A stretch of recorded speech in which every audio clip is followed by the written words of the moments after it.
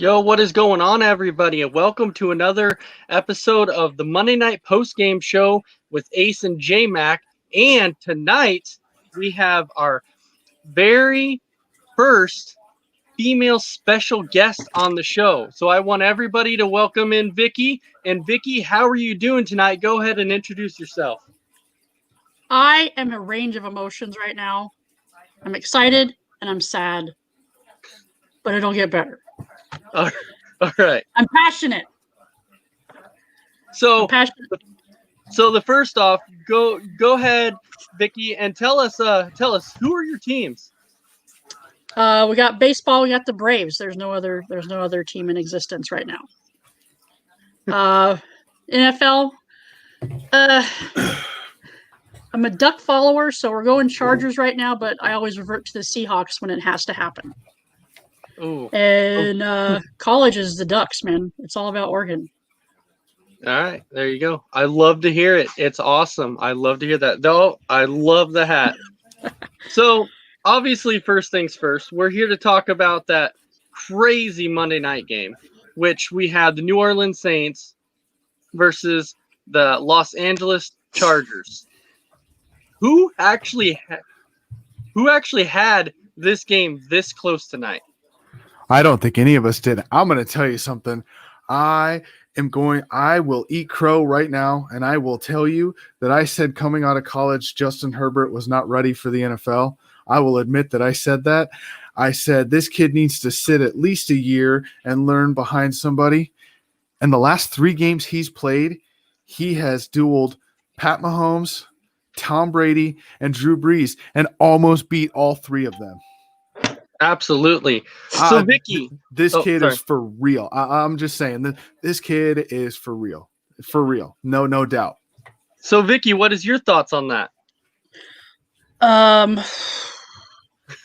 Justin's got all the tools. He's got the IQ, the mobility, the athleticism, as Mario says, the physicality. And as long when his defense starts to back him and play a full 4 quarters, I see a lot of good things going on. I saw this from the very beginning. I knew Justin was great. I just hope he gets a chance to show a lot more people. 4 touchdowns tonight. I'll tell you what, that was a heck of a performance, man. He went toe-to-toe with one of the greats of all time in Drew Brees, and he was that close to beating him. If Badgley would have hit that field goal at the end, man, it would have been lights out right there. If he hit the extra point, we would have won. Right? No, I get you. So yeah. So J-Mac, so my first question for you is, we know that Michael Thomas was out tonight because of an altercation that he had at practice with his teammate. It wasn't about injury or anything. If Michael Thomas plays tonight, the Saints might win this game by more. But with the way that the Saints have struggled in the last several weeks, do you think it's because they're so dependent on Alvin Kamara and everybody knows where they're going virtually, or try to go to pretty much every time? Yeah, I mean, that's possible. He's a big threat in the passing game, but he can run the ball too. But I'll tell you what, Brees got him. If he got him no other time tonight, Brees played a good game. Not a great game. He played a good game. But I'll tell you this, he got him that one time, that pass down the field, a 41-yarder to Jared Cook. That was a beautiful throw. I'll tell you what. And Herbert, man, how about him like putting some money throws in there, man? That guy was dropping some dimes tonight. Oh, this kid just stands in there. He's got a guy coming right towards his face. I mean, you're talking about this 300-pound lineman coming at us, and he just fires it over his head down the field.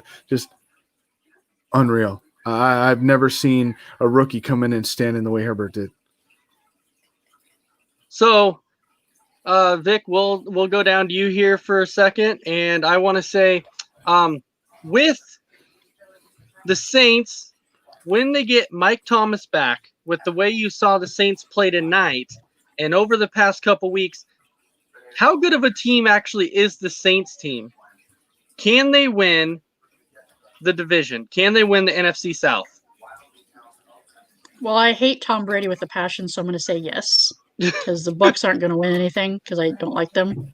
I'm not biased or anything. As long as their defense plays a full 4 quarters, I mean, the first half of our game tonight, they were lost, and they made adjustments at halftime and stepped it up in the second half. So, I think they could go. I think they could go Super Bowl. I can see it. Let Drew go out in a blaze of glory. Well, he's going to be battling against some good teams, especially this year. You got an excellent Seattle team. Tampa Bay, we don't know what we have in them yet. No. You have a Green Bay team, and so you actually have some really good teams out there. Is he going to be able to go past them? I don't know at this point in time. And actually, you can't forget about a Rams team too. This Rams team has been pretty surprising too. Yeah, I don't. Who would have thought? Now, raise your hand. Raise your hand if this is you. Who thought San Francisco is in last place in their division 5 weeks into the season at 2-3? I always root for them to lose. I'm just saying. After being the Super Bowl runner-up, okay, you're gonna tell me you saw him going 2-3 through 5 weeks. No, it's on. Maybe you saw them go 2-3, but there's no way you saw the Rams being ahead of them. Like the Rams playing as good as they have. No. Yeah. Now the thing is, Vic, is I completely understand that you're saying that you root against the Niners, and that's fine. But realistically, I don't think you saw the Niners sitting at 2-3 at this point. Realistically. Offensively, yes. Defensively, no. No, and if their defense were intact, I saw them a lot better. Yeah. Okay, Absolutely. so for sure, because you're talking about starting C.J. Beathard next week, because C.J. Beathard is playing better than Jimmy Garoppolo, and all I could say is, okay, Randall Jorgensen,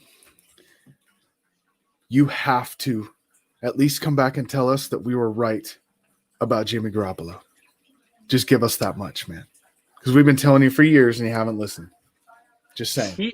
He is the one who said that Jimmy Garoppolo was a top 5 quarterback in the NFL.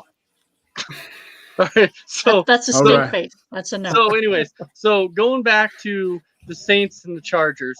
But when you look at the Chargers too, you know that they're a little banged up on defense too, because Derwin James was out. But then on the offensive side, you also had an Austin Eckler out too. And Keenan was out too. And Keenan Allen was out after that touchdown catch. Yeah, but I'm saying how versatile Austin Eckler is. He's an all-around back. Austin Eckler is one of those underrated running backs. I truly feel he's completely underrated. Yeah, I mean he's the reason that Melvin Gordon is now playing in Denver. Oh yeah. Yeah, absolutely. Melvin Gordon held out and said, I'm going to get all this money because you're not going to be nothing without me. And Austin Eckler put up these career numbers in the first 3 weeks. And then Gordon's like, oh, dang, he's going to take my job. Right. Now, I know the Chargers have played well. They're sitting at 1-4 right now. I don't think they'll make the playoffs this year, but this is going to be a talented team for years to come. Well, yeah. So imagine this. I mean, you're talking about a 1-4 team that's now set at quarterback. You need to look nowhere else. I'm sorry. It might be a small sample, but you have your franchise quarterback. Lock him up. Lock him up now. You need to work on your offensive line. So if you can get a great first round pick and get a tackle. Penny Sewell. Just saying, you're set. So get some talent around Justin Herbert, get him an offensive line. Okay, so with Austin Eckler, the way that he is a versatile running back, and we're saying they need offensive line. They have Keenan Allen at receiver. They have Hunter Henry at tight end, but then they also have a Mike Williams at receiver. And let's be honest, that guy's a big guy. He can go up and get the ball. He can pretty much out jump anybody there is. Is Austin Eckler good enough at running back, or do they need to go out and get another running back to kind of put in that complementary back? Because I know they have a Justin Jackson also. And they got Kelly. But is that enough? Or do they need to go out and get a guy like Melvin Gordon? No. Type guy. No. If you go out and get a running back, if you're Los Angeles, if you're the Chargers, that's weird to say still. But if you're the Chargers and you need to go out and get another running back, what you're gonna want to go out and get a guy, maybe not as old as these guys, but these are the guys that come to mind. You're gonna want to go out and get a guy like an Adrian Peterson, a Frank Gore, a guy that can take a couple carries away. Keep some fresh legs on Austin Eckler, but taking that middle of the 20s, you got it perfect with Alvin Kamara and Latavius Murray in New Orleans. That's like the perfect combination, along with Nick Chubb and Kareem Hunt. Yeah, because when you look at the running backs for the Saints, like you were saying, with an Alvin Kamara and a Latavius Murray, is there another better duo out there than an Alvin Kamara and a Latavius Murray? I mean, come to think of it, you might throw in, people might say like a Phillip Lindsay and a Melvin Gordon, but I don't think they're quite on the level of an Alvin Kamara and Latavius Murray. You have an Aaron Jones and a Jamal Williams. But I don't think. But I think that New Orleans is the best setup, because also on top of having Latavius Murray and Alvin Kamara, you also can put Taysom Hill back there, and then which one of them is going to run the ball? Oh yeah, Taysom Hill is like a tight end running it at you at quarterback. Okay, so. So, Vic, this question is going to be for you. So, at the beginning of the season, there was a lot of speculation going around that Drew Brees is not the same guy and Drew Brees has lost it. By the view of that you've seen about Drew Brees, is Drew Brees still the same guy, or has he lost it?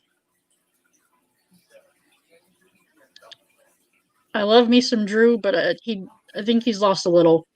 Just age-wise and just wear and tear on his body.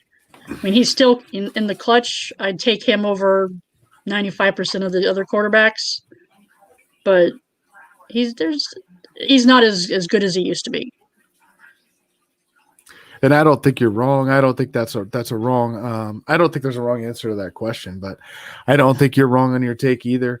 I think we see the same thing in Tom Brady, though. Like everyone, he had one good game this year, 1 out of 5, and the rest he's looked like a 43-year-old quarterback in the other 4 games. Let's face that, he has.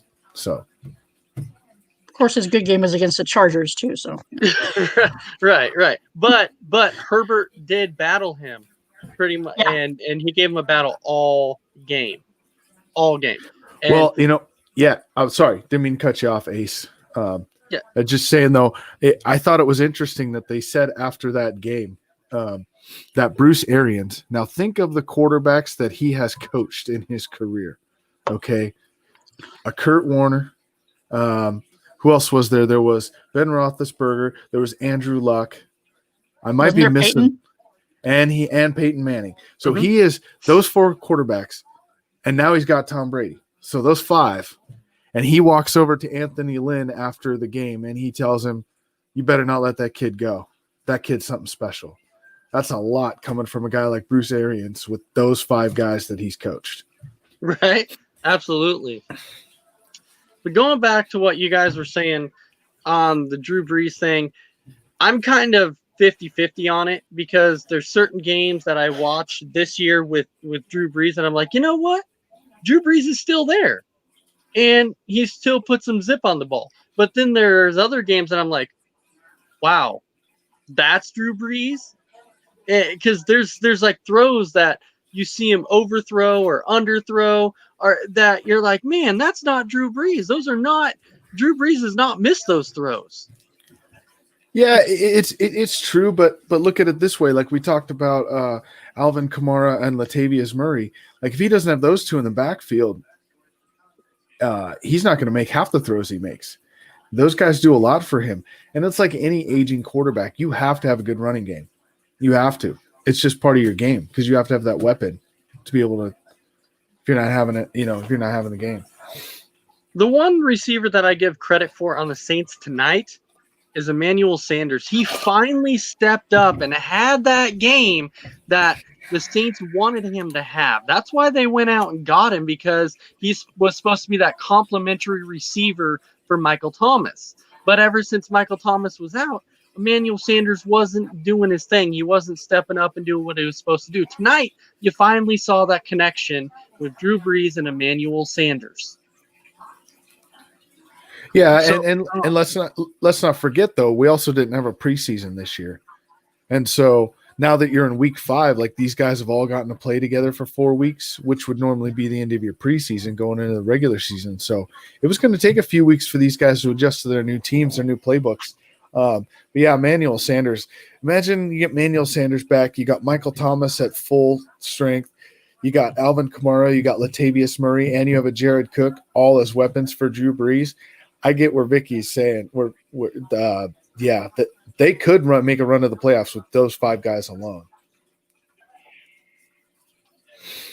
But is it enough? Because of the way that you guys are talking about Drew Brees not being the same Drew Brees anymore.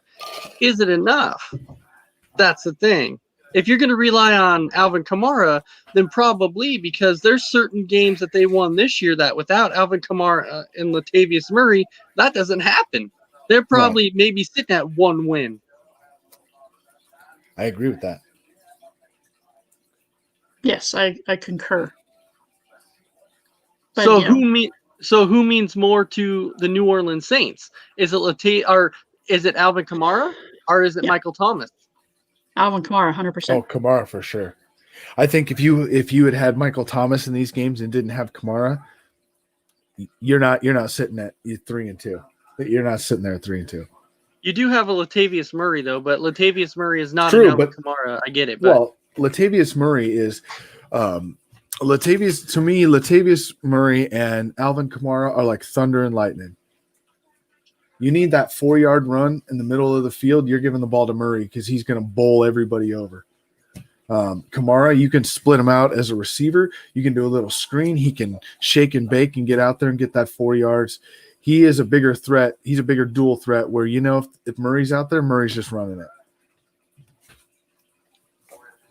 So for all of you people who play fantasy football, I want to tell you this now. If you need a quarterback on your bench just for backup for when your quarterback is hurt, how about you go ahead and pick up a Justin Herbert? Because he won me my fantasy game this week, so right, he's put up some numbers. So go ahead and go pick him up. He can't hurt you much. No. He's had one bad week, and and it wasn't even really a bad week, but he's put up. Never mind. In my head I was thinking of Burrow. Sorry. No. Right. Sorry. But no. Justin hasn't had a bad week. What are you talking about?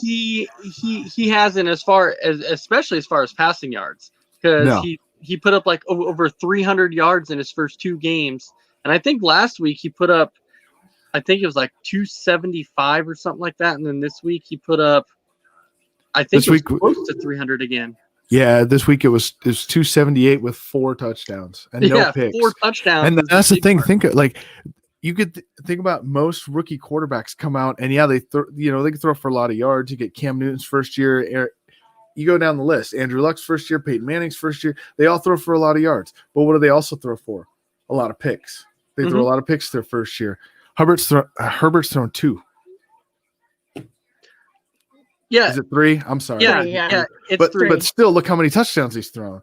And the thing is, he's thrown 3, but you're going to throw a few as a rookie. And to say that you're 5 games into your rookie season, you've thrown 3 picks. And he's learned from each one of them, too. He doesn't make that same mistake twice. Well, yes, because those 3 picks he's thrown, those were what you would call rookie mistakes. Because when I saw him throw those, I'm like, why is he throwing those? And then you realize you're like, okay, he's a rookie. He's still learning. Once he becomes a veteran, those throws are not throws he's going to try and make. Yeah, unless he takes after Carson Wentz. Well, right. Take a shot there. Well, I mean, I'm just saying, like 8 picks already in 5 games. Man, could he be the next 30-30 guy like last year with Jameis Winston? He's not throwing 30 touchdowns. He's not doing No. that. Sorry, Maybe not in the next 3 years. It's possible. It's Right. possible with the Eagles. Right. So your final thoughts of tonight's game, and I will go ahead and I will give it to J-Mac first. Your final thoughts of the Monday night game. I didn't expect it to be what it was. I really didn't. I didn't expect the Chargers to be able to compete with the Saints the way they did. But I will give Marcus Lattimore. You're giving up 7 inches at least, and at least 30 pounds on Mike Williams in that last play. And he did not give an inch. I mean, he just stood him straight up and pulled him backwards on that last play. And that's insane. Marcus Lattimore's like 5'11 and 170. And you're talking about, Mike Williams, that's what, 6'6 and 230. That's insane. That was just an insane play. All right, so Vic, your final thoughts on the Monday night game. I just wish our defense would play a full 4 quarters. I mean, first half, the past 4 games, all of Justin's losses, we've had leads at halftime, double-digit leads. And we've been outscored the second half ridiculous. So, the other team's making adjustments. We aren't. Maybe it's time to look at, new defensive coordinator, making someone that can make the adjustments. I'm on the Fire Lynn bandwagon 3 weeks ago. So. I mean, Justin is something special, and I'm finally happy that everybody can see that now instead of saying he's going to be a bust when maybe Burrow's going to be the bust. Well, to go with you on that, I was one of the ones who was looking at Herbert coming out of college and going, I don't believe in this guy. I didn't, because I watched him a lot in live at Austin, and I just didn't like what he had from what I was seeing. I just didn't find it very impressive. But he is showing me now that he has the stuff, and he does have the goods. So my final take tonight is the Saints, I thought, in the second half did a great job with adjusting. That was the difference, and that's what good coaches do. They find ways to adjust the game plan and come back in games and win games, and that's what Sean Payton and his coaching staff was able to do. That was my biggest takeaway. That's why the Saints won, is because I believe that Sean Payton is a better coach than Anthony Lynn, and that's basically what it came down to, was coaching in this game, and the schemes and the changes and everything. It was great adjustments on the Saints' part. All right. Totally.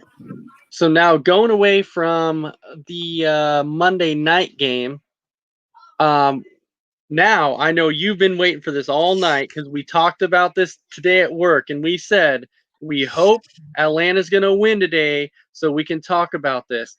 And I'll tell you right now, I knew this series, especially with starting pitching, the first 3 starters for each team, I figured was going to be just back and forth a pitcher's duel. And we saw that tonight with Max Fried and Walker Buehler. Just back and forth. Max Fried pitched excellent tonight. 9 strikeouts. I mean, against the Dodgers lineup that is loaded from top to bottom. Yeah. It was awesome to see. It was awesome to see Freddie come out in the first inning and jack a solo shot. That was awesome. Yes. MV free for sure. So, J-Mac, the only thing, I don't know if you heard what we're talking about. I can hear you. Okay. Yeah. All right. So, yeah. So tonight, like I said, it was what we expected for the first 6 or 7 innings, just a pitcher's duel. And then the thing is, Atlanta did what they always do, and that is come to the 8th and 9th inning. But tonight it was the 9th inning, and they put up 4 runs in the 9th inning, and somehow they managed to do that almost every single game. That's like Atlanta's innings are 7th, 8th, and 9th. Yep. And you know what was funny is I'm watching the game and I'm trying to pay attention to the Monday night game too. So I got one on my phone. I got the Monday night game on my phone, and I got the Braves game up. And I'm trying to watch both because I know we got to cover both tonight. Uh-huh. And I'm watching this, and going in the 9th inning, and I'm like, all right, so we got Riley, we got Acuna, and we got Freeman batting. Like, come on, if we're gonna take a lead, this is the inning. This Riley start us off, man, because this is what's gonna happen. And then I watched him swing that bat, and I was, man, if he connects, oh wow, it's gone. Like, and that was a blast. That was a blast. The first 3 home runs that were hit in that game were no doubters, for sure. Ozzy's was a no doubter, so all 4 were. I mean, yeah, you're right, all 4. Yeah, Ozzy's was like, woo. Because even on the Dodgers side, when Hernandez hit his, as soon as he swung, I'm like, oh, crap. Here we go. It's like it's a tie score. I'll tell you, I said oh, but I didn't say crap, but I can't repeat that on the air, what I said. Right. So yeah. But as soon as he did, it's like, yep, that ball's gone. That was gonna be a no doubter. And I kind of figured once we were locked in that battle for 8 innings, I'm like, it's pretty much, I figured the next score was gonna win. Yeah. And I figured somebody was gonna have to break it open. And Ozzy finally did that. Austin Riley, he started it, which was awesome. And then you got Acuna with the double. And I thought once Acuna got that double and Freeman comes up, I'm like, oh, okay, he can advance the runner.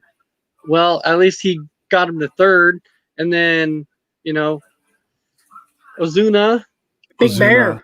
Ozuna Big Bear comes through. Now we have the Big Bear and the Big Panda. So yeah. Which, you know what? Here's the thing about that. I was completely okay with Sandoval coming up to pinch hit. That you kind of have to feel good for him in a way.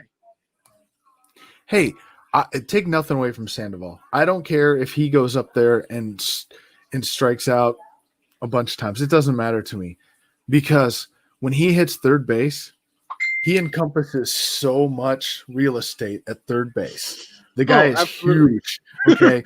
There's not many balls getting by him at third base. So you put him at third base instead of Austin Riley, he's going to make some plays at third base. And we've needed that this year. So I got no problem having Sandoval out there defensively at all. In the playoffs, he's clutch. He's clutch in the playoffs. Yeah.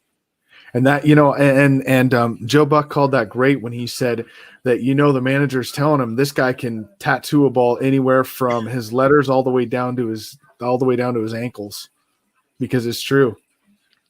Yeah. So, Vic, my question for you on this one: we have the bases loaded, 2 outs, and Markakis is supposed to be coming up, and they bring in a Culberson.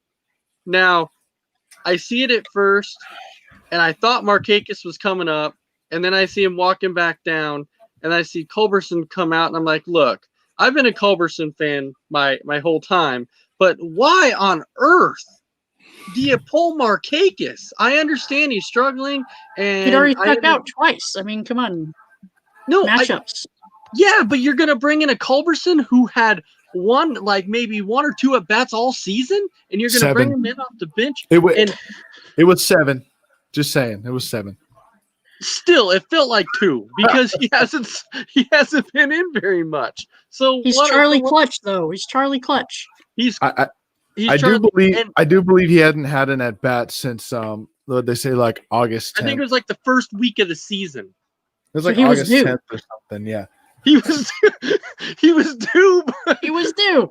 But he hasn't swung the bat since the first week of the season. I don't know. I'm just saying. I just don't feel like that was the right. I just don't feel like that was the right call to bring in Culberson at that point in time. At least he didn't bring in Tyler Flowers. That's a good point. Right. I'm just And saying that could have been well, worse. yeah, because I'll tell you, the thing I like about Flowers is he is that veteran presence that can help out a young catcher. But the thing that was getting to me was you had a d'Arnaud who was swinging a hot bat during the season. So Snitker would bring in d'Arnaud, let him hit in one game, then bench him in the next game and bring in Flowers, and then bench Flowers. And I'm like, why do you keep putting d'Arnaud on the bench? Why don't you keep him in the lineup, man? I'm like, this is, and finally he got it right by being like, you know what, d'Arnaud has the hot bat. I got to go with him. I got to get him in the lineup. If I saw it right, I believe d'Arnaud played 36 games this year, 37, something like that. And he had 32 RBIs and 36 or 37. I mean, that's insane. Yeah, imagine what he would have done the whole time. Player. I know. But for not an everyday player, that's crazy. Yeah, d'Arnaud. You know, we had his brother a few years ago. Chase, yes. Chase And d'Arnaud. he's not anything compared to Travis. No, I think he had like 14 major league at bats, and then he's been in the minors again ever since. He ended up going to the Mets. That's enough said. Right? No, yeah. So tomorrow we have, I was just saying, I'll tell you a little Mets and Braves story because we know that the Mets are our most hated rival. So who's the biggest Met killer of them all time for Atlanta? Chipper Jones. Chipper Jones, yeah. So Chipper Jones had a son, and he named his son Shea after Shea Stadium. Just this one little more jab to the Mets. Like, I named my kid after all my success in your stadium. So I do want to go off what you're saying in that our biggest rivalry, it was the Mets. I'm not going to say it's the Mets anymore. I feel like our biggest rivalry right now is probably the Nationals, honestly. Marlins. Nah, we got a war with the Marlins, man. Yeah, well, because of Acuna, I get it. But I'm saying our biggest rivals in all over the last course of the several years has been the Nationals. I feel like that's been our biggest rivalry. Okay, I mean, I won't disagree with you on that in the last few years. But as a Braves fan, I'm going to tell you, I hear the word Mets and it just like sours my face. Yeah, it makes me want to puke just to hear even anyone mention the Mets. The Nationals aren't there yet for me. Like, yes, I don't want to hear about the Nationals. I don't want to hear about any of them. But the Mets is just that one where someone says it and I'm like, what? Well, somebody mentions the Phillies and I get that same feeling. Yeah. It's Bryce Harper. We just hate Bryce Harper. So wherever he goes, we just hate him. Completely. Yeah. So I kept seeing stories that people had the Dodgers either with a clean sweep or winning in 5. They are incorrect. But if we continue to pitch like this and swing like we do in the late innings, the only thing that scares me is we have to put up runs before the final 3 innings because now we're playing against a Dodgers team that can put up runs too. And so we all know how Clayton likes to choke a little bit in the playoffs. So I get you. But what I'm talking about is with this Dodgers team that can score runs at any point. They have a ton of power from top to bottom. Anytime they can kill you. And that's why I'm saying we have to find ways to put across runs before the 7th, 8th, and 9th inning. It's pretty much a necessity to be able to do that. Well, we go up 2-0. Series is over. Oh, I don't know because this Dodgers team is good enough. There's no way that if we go up 2-0, the Dodgers are beating us 4 out of 5. The reason why I'm saying I'm not going to say it's over is I understand how good Kyle Wright has been, but Kyle Wright has not had to pitch against a team like the Dodgers yet. Understood. And so you have a Kyle Wright. So right now the Dodgers have 5 good pitchers. We have technically 3. We can say 3 technically, including Kyle Wright. So if we manage to win, so we won tonight, and then if we manage to win the game tomorrow night with Ian Anderson, then we roll out with a Kyle Wright, and let's say Kyle Wright has a bad game. Then we have to go to a game 4, which maybe you bring Max Fried back on 3 days rest, maybe, but probably not. And you probably want to make it a bullpen game, which that's going to eat away at your bullpen. And then you go to game 5, and maybe that's when you bring out Max Fried. And then the next game you go back with Ian Anderson. Other than that, we got to make sure that we have these guys out there, because I don't think that we'll have enough starting pitching is my concern. They just need to get us 5 innings. Get us 5, get to the bullpen, we're golden. Yeah, you get us to 5, man. It's lights out. Did you see that bullpen? They didn't even give up a hit. Not even a hit. Trust me, I get you. But who are you going to put out there in game 4? Who? Why are you being a negative Nancy right now? I'm not trying to be a negative. I'm trying to be a realist. And why wouldn't? So game 4. I mean, you want to be real for a minute. I believe in being a realist. That's okay. So game 4, I say you got to break your game into 3 parts. So you got to go 3 to 4 innings for your first guy, which a guy like Chris Martin can go out and do that for you. So We still 3, got 4 Tomlin innings, too. right? Then even bring in Tomlin in the 5th and 6th. Right there, you're to your 6th inning. And then you only have to have 2 pitchers to finish it out. So you go Will Smith. Shane Green. You can go Will Smith or Shane Green. And then depending on where you are in the 9th, on who you want to bring in next. But you can do it. It can get done. You can do it. But does it concern you, though, when you go into a bullpen game like that? Does it concern you that it kind of eats away at your bullpen? I mean, it does, but if you play it right, I don't think that it's as concerning as you think. Did you see the amount of pitchers that we brought? I mean, we got we brought a ton. we got a lot of we brought a pitchers. ton of. So okay, so just go with me on this. So game 4, you got to bring out, you got to do a bullpen game, right? So you're down, I don't know, 7-1. You're going in the 6th inning down 7-1. Just as an example, right? Now, are you going to start bringing out all of your stud pitchers out of the bullpen? No, Probably not. you're not. You're going to eat up innings with Inoa and all these guys that haven't proved that they can pitch at the big league level. Let them go out and pitch. What do you got to lose? Nothing. You give up a couple more runs. Who cares? You're already losing. So I think it's gonna go one way or the other, because if you start a game with a guy and he's going, trust me, you're not pulling him out.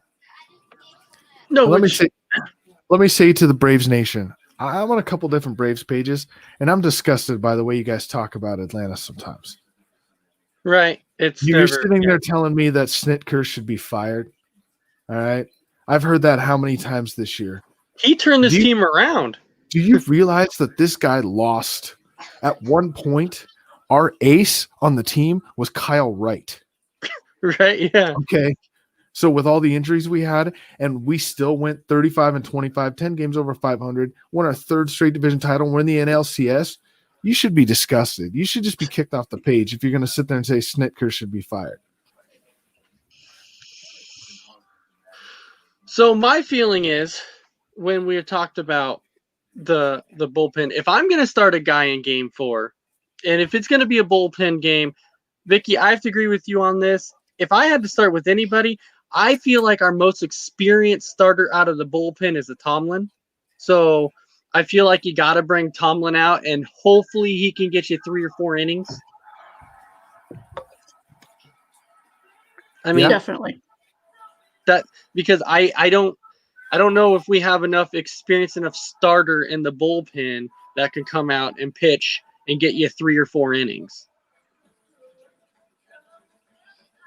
True. But I mean, we could go 9 pitchers, 9 innings, different pitcher each inning. They won't know what's hit them. They won't know what to do. Yeah, but that's just keep throwing them out there.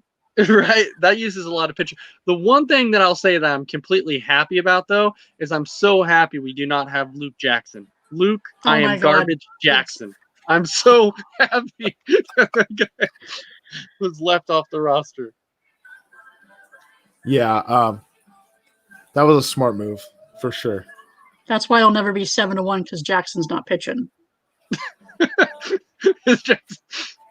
You make a good point.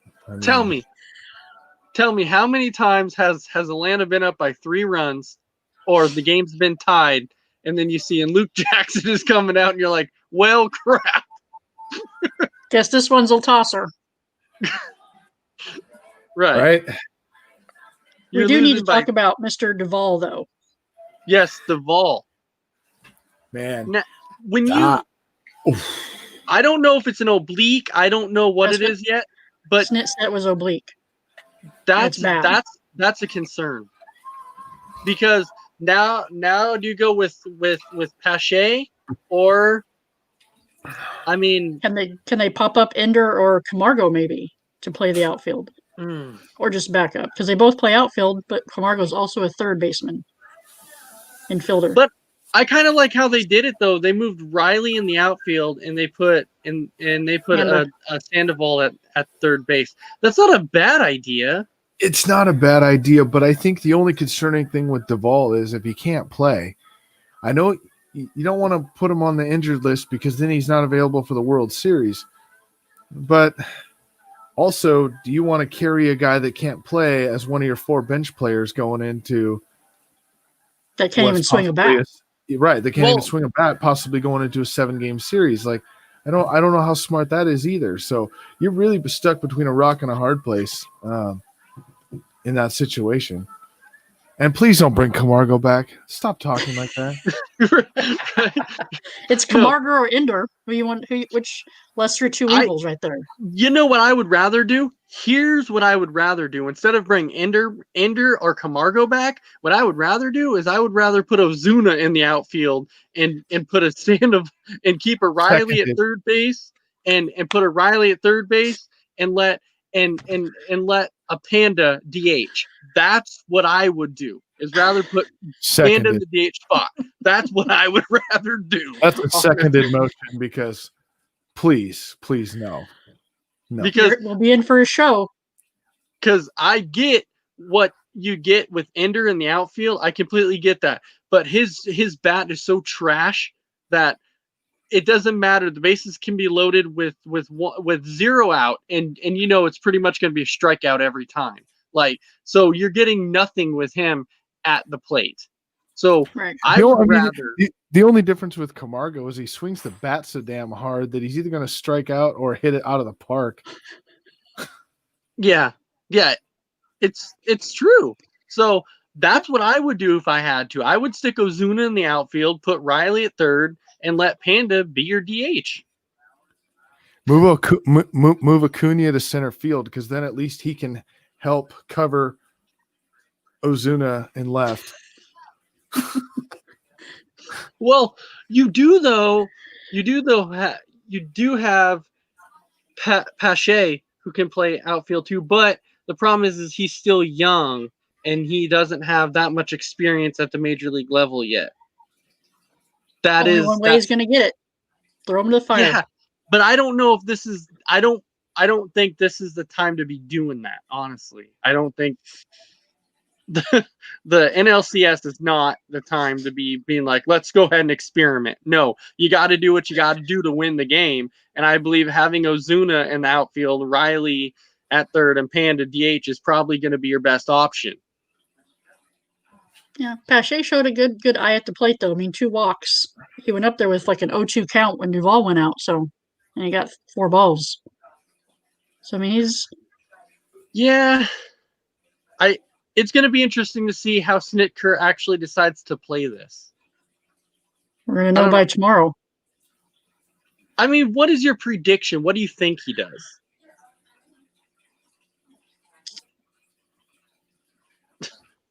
I'm hoping Pache goes in the outfield.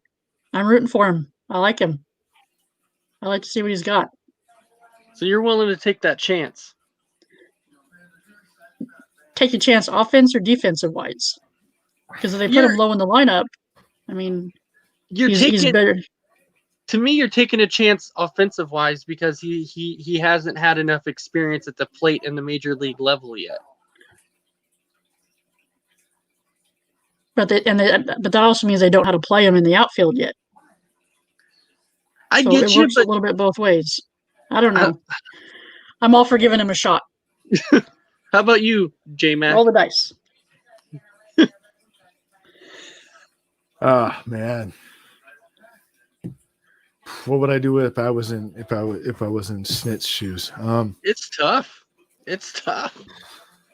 Honestly, I'm going to stick with my original prediction. I think you're putting Panda at third base. He takes up so much real estate. He's going to knock every ball down. So you're saying you're going to put him at third and Riley in the outfield? Yeah, I think you could put Riley in the outfield. I think you'd be all right at that. Ugh. You got Cake. You can move Cakes to right, and you can put Acuna in center. That's where you started tonight. And then you got Riley at DH. I guess you could go with the Culberson. I mean, I don't know, man. I don't know. I honestly don't know. We're done talking about Charlie Clutch, okay? Charlie Clutch was not clutch tonight. No. I feel. So then maybe he would have hit it with a tennis racket. Give him one of them Fred Flintstone bats. Man, right? That would be awesome. So then going on, we also have another series going on, which is the Rays and the Astros. Right now, the Rays are taking it to them. So they beat them 4-0. Yeah. So I'm saying at this point, though, like as much as I have said, the Rays are kind of that scary team. You know, they really are a scary team because their bullpen is kind of just like ours. They have a deep bullpen. Their bullpen's really, really good. So I'm wanting to see a Braves versus Rays World Series. That's really what I'm wanting to see really, really bad. Because am I the only one that doesn't hate Houston? Am I the only one? I have a pod. Houston. No, I'm just saying I have a podcast that they do on the side here, and I gave them props today. I said, "Hey, way to not cheat and make it to the ALCS. I mean, you did it without cheating. I give you your credit. Now it's your time to lose." So that's where I was at with that. Because I mean, let's be realistic here, and people are going to want to see different teams in there than the Dodgers and Astros. People have already seen that. You know, they want to see. I think people would love to see like a Braves and Rays because it's something you haven't seen. It's two teams that haven't been there forever. So I truly feel like it's something that people would want to see. And I believe that that's a series that would probably go 7 games. Yeah, I'll just give you some perspective here. If everyone out there who's not aware, by the way, the last time Atlanta was in the NLCS, Ace was 12. Right. Well, this was the first time since 2001 that we've been in the NLCS. So I said you were 12. Yeah. Yeah. Right. Yeah. 12 years old. But at least we broke that curse. Now it's getting over that hump. So you were like 6 when we won the World Series? Yeah. Wow. I was 6. Now I feel really old.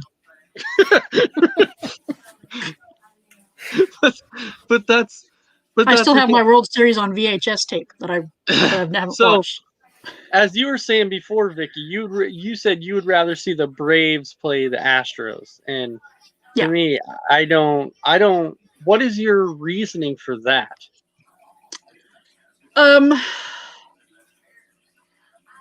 Just because I know everybody's hating on Houston, and I get it, but everybody cheats in one way or another. They just got caught. What? Everybody steals signs. They just got caught. But it'd be great if we gave them a beatdown in the World Series, just to kind of lay it out there. Yeah, because they did it like the dumbest way possible. I'm gonna bang on some trash cans. Yeah, let's bang on some trash cans. Right. Let's not get high tech with this. Did you see that device? I swear it was a commercial, and if I find it, I'll send it to you so you can both watch it. There was a commercial. I swear to you, it was an app that you download on your phone, right? And then you videotape one side of a baseball game, and it tapes all of their signals, okay? And then it breaks it down analytically in this app and tells you that when they do this sign, they're going to steal a base. Or when they do this sign, they're going to throw a fastball or a curveball. They sell an app for this now in the App Store. Huh. But the Astros were banging on trash cans. Like, Well, right. just saying. Banging on trash cans. It's just amusing. I don't know. It's the music. I mean, they can know what pitch is coming, but that doesn't mean they're going to hit it. Yeah. True. So There's a little bit there that's takes out the guesswork. But if I know a fastball is coming, maybe doesn't mean I can catch up with it. Yeah, at least I you get wouldn't. your point. Man, at least you wouldn't guess as bad as Albies did. I get he hit a home run in the 9th inning, but man, I watched that one he struck out on, and I am like, That almost hit him in the knee. That almost hit him what in are the you knee. swinging at? So I get what When I you're was saying. actually like, is he even worth the money we paid him after swinging at that pitch? Dang. We didn't pay him that much. Still, No, we got a steal on. I know on- we did, but that was horrible. But so you said you'd play the Astros. Here's why I would rather play the Rays, because I feel like if I would rather lose to any team in the World Series at this point, I would rather it be the Rays, honestly, because it would be the Rays' first ever one. So I could care less about the Astros at this point. They've already won it as of late. So I'm saying if I would rather play anybody at this point, it would be the Rays. I can That's- get behind that. And that's why, because if I'm going to lose to anybody, I want it to be the Rays. That's why. Yeah. And you look on that You one. already got us losing. No, I didn't say I have us If losing. I could I lose said, to anybody, I'd lose to the Rays. yeah, I said if we lose to anybody, I would rather it be the Rays than anybody else. Honestly, Yeah. I don't know. Okay. We're pushing towards that time. Oh, I know. I've been watching the time. I've just kind of been BSing to get us through it a little bit, you know. We still got one game this week in the NFL. Oh, we do Bills. tomorrow. Tomorrow's game. It's the Bills and the Titans. As long as there's no more positive tests. We don't like the Titans. Yeah. They ruined Marcus. You blame I- the Titans for ruining. They ruined Marcus? him. They ruined him. I heard something this morning from Adam Schefter, and I think that is probably going to happen. They said the NFL is thinking about creating a Week 18 and pushing all the playoffs back a week and just taking the extra week out between the championship and the Super Bowl. That way, you still stay on track and you're playing the Super Bowl at the same time. But creating a Week 18 so that any more of these games that come up where they have to be postponed or canceled, you just push them off till that Week 18, Yeah. and then you play them then. The only problem you might run into is now if you have a team that has to get postponed in 2 games. You can't play 2 games in Week 18. That's like No. that's like the only problem. But I get what they're saying, that they want to take out the Pro Bowl if they add a Week 18, and I'm down with that, because They shouldn't- I'm I don't think not there should be a really Pro big- Bowl anyway. yeah, I'm not big on the Pro Bowl anyways. I think it's kind of a joke myself. But Aren't all-star games kind of jokes? I mean, you're going in there as an exhibition game and a chance to get hurt for what? Well, here's the thing though. With the All-Star game in baseball, it actually means something. In the All-Star game there it does. But with the Pro Bowl it means nothing. Absolutely nothing. And you can't rush a kicker. You really can't rush a quarterback. You really can't do anything in the Pro Bowl, and it means nothing. Speaking of that, tell me something. How are you able to pick up a punter and throw him on the ground and not get called for roughing the kicker? I don't thought they understand. did. Didn't they? No. No. They threw a flag for It was a something else. 15-yarder. Yeah, or but did they they threw do a it flag again? for something. No, Yeah, it wasn't for that. It wasn't for Oh. that. They threw flag for something else. And then they showed it in the replay. They're like, that should have been a 15 for roughing the kicker. I'm like, how do you not throw that flag? You're standing right there. They got away with it. They I definitely. mean, he found had a the way to guy do it. in his arms and threw him onto the ground. It was Oh, WrestleMania. yeah. Right? That was crazy. Now we can go to the more pressing issue that we saw this weekend. And Jason, I know you're gonna hate this because I know you hate the Cowboys, and I completely understand. But Dak Prescott, Horrible.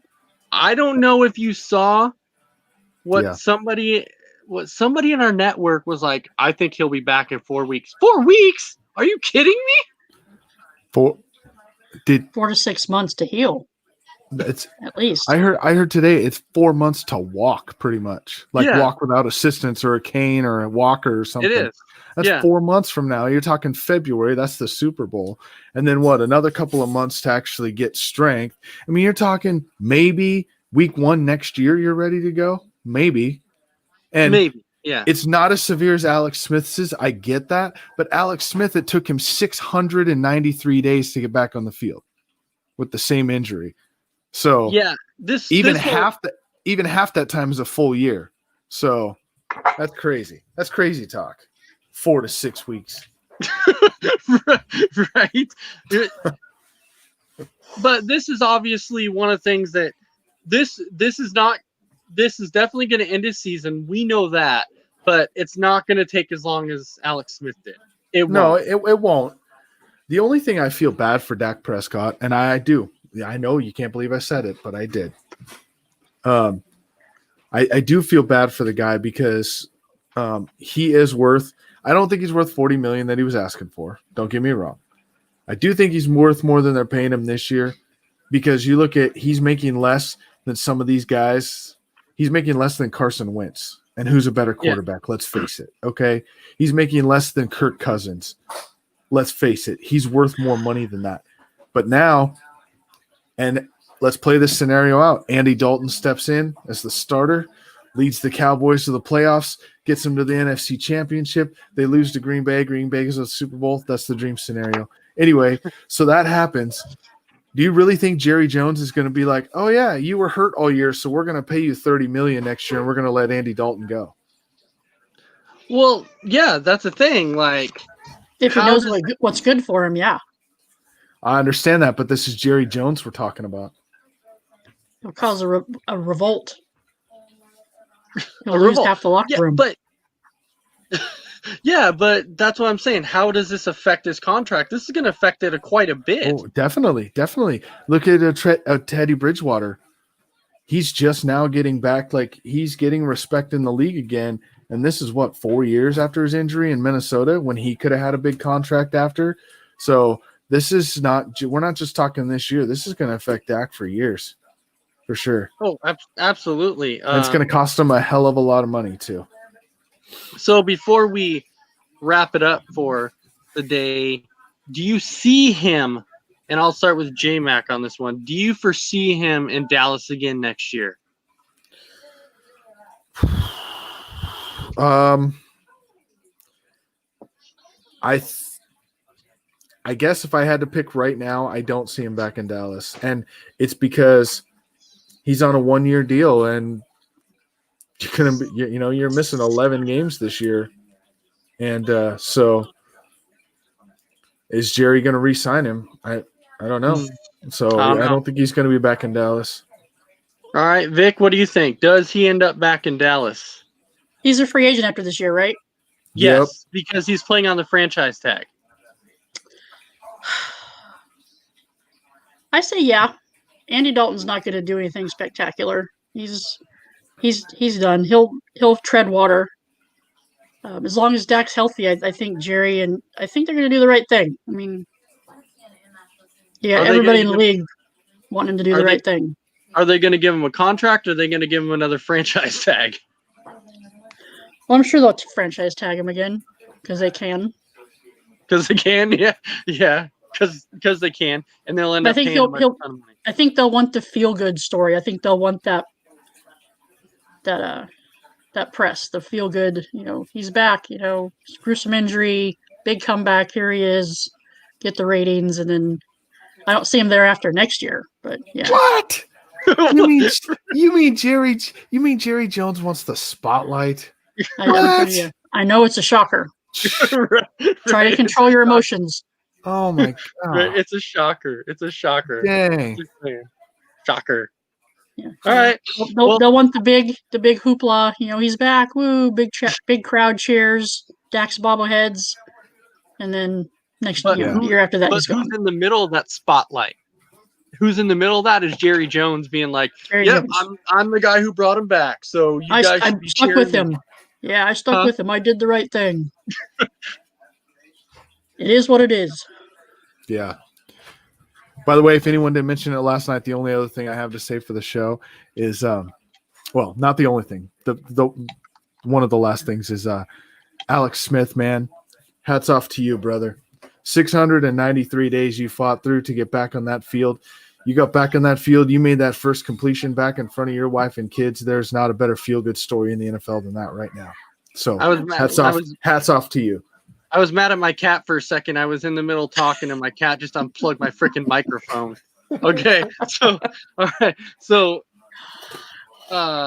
that's all we have for tonight's show. And I want to give a huge shout out to Vicky and say thanks for coming on the show tonight. It was awesome to have you on the show. Well, thanks for having me. It was fun. I love talking Braves.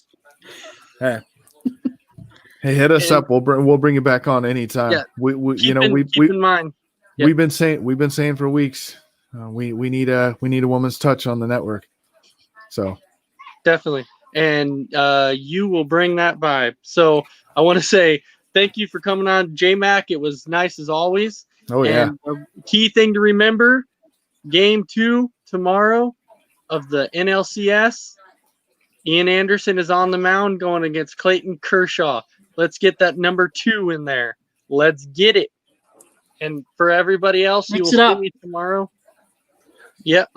And you will see me tomorrow on the rare Tuesday night post-game show for the NFL. Very, very rare. You're not going to see this very often.